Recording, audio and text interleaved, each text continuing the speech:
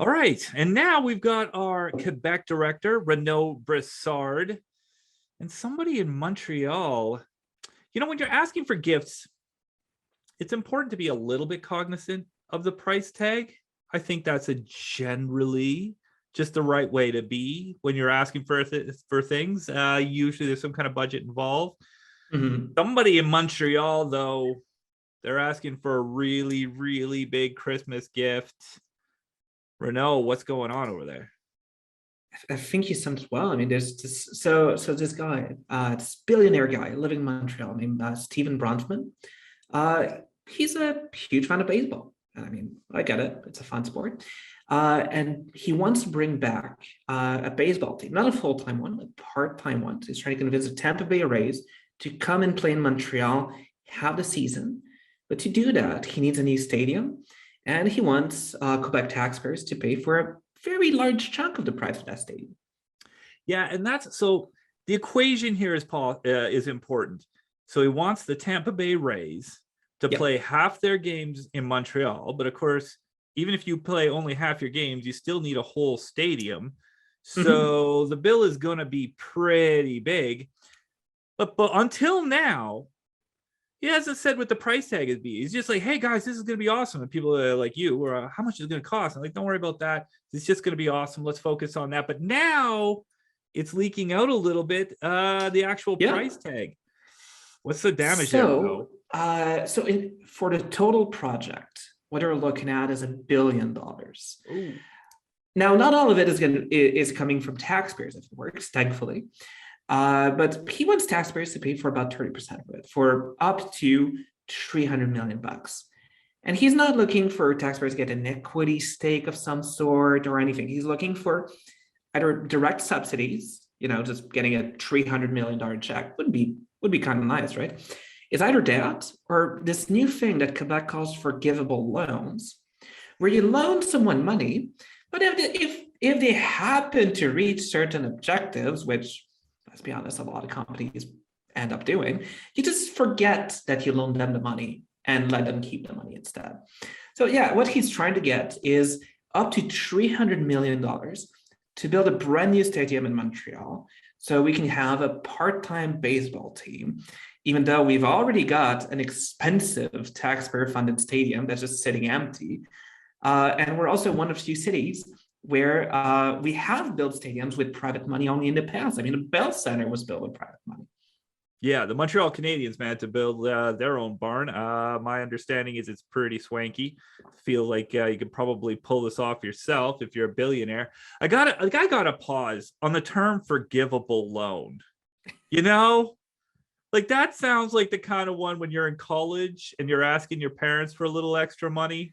Sounds like the kind of terminology. It's a forgivable loan. It's not like just cash. It's a forgivable loan. I was just wondering if you could help me out. Okay, let's not get bogged down on that though. Let's give some context to this.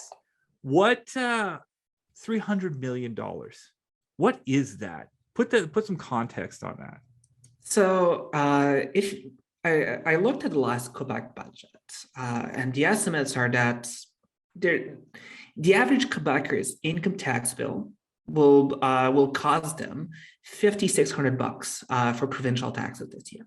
So $300 million is actually the entirety of 54,000 Quebecers' tax bills this year that this guy's asking for. Now, this is the size of a small town. This is the size of this town of Saint-Hyacinthe in Quebec. It's the 18th largest city in the province. And he's asking for all of that tax money not to be used for healthcare, not to be used for education, not to go back in people's pockets because maybe we don't need to take that extra 300 million. He's looking for all of that money to be diverted towards his stadium project so he can get his part-time baseball team and make more money off of it. Well, and here's the thing too. So he's asking for all of this tax money from all of these people, the equivalent of 54,000 people's tax bills.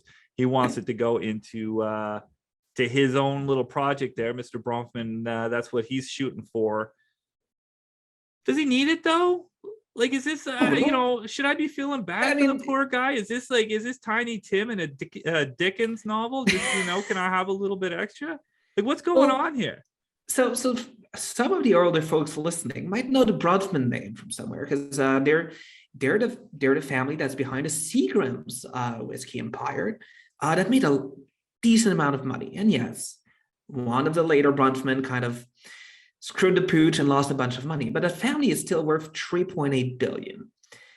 Now that's already enough to build, well, to do that project nearly 4 times. But he's not alone in this. The other people with him, there's Mitch Garber, who used to be an owner of the Seattle hockey team. There's also a man named Stéphane Chrétien, who founded Garda, the security company. There's also another man named Alain Bouchard. This guy founded a small corner store company called Couche-Tard. He's worth about 6 billion. So all of these guys together have well over 10 billion bucks.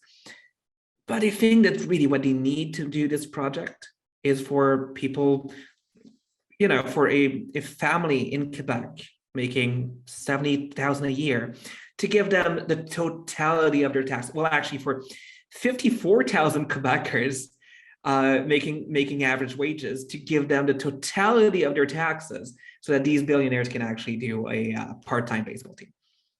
That's so funny. Like, if you've been selling whiskey in Canada for a few generations, yeah, you probably have enough money to pay for your own projects, Yeah.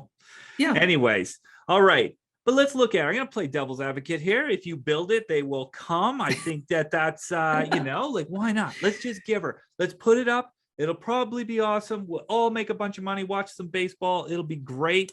What about all these spinoffs? You're just going to throw that all out, Renaud?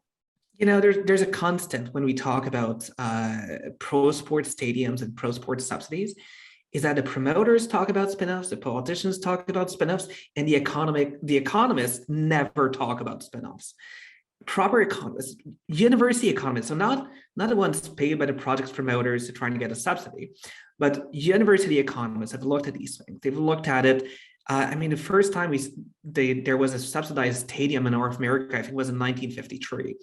So we've got nearly 70 years of evidence to look at.